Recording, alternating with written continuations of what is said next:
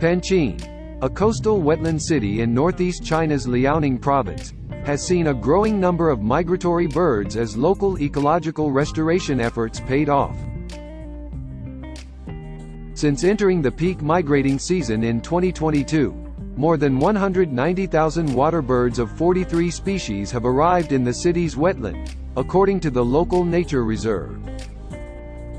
我们在3月1号就看到了迁徙到的河，然后那实际是应该是28号就下午就到了，那个当然这里面还有一些个就是越冬的丹顶鹤。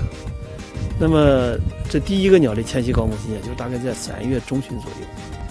应该从今年看啊，一个是鸟类迁徙的时间要比往年要早一点，另外一个这个种群现在看也比较集中，数量也和往年相比有一些种类增加的很多。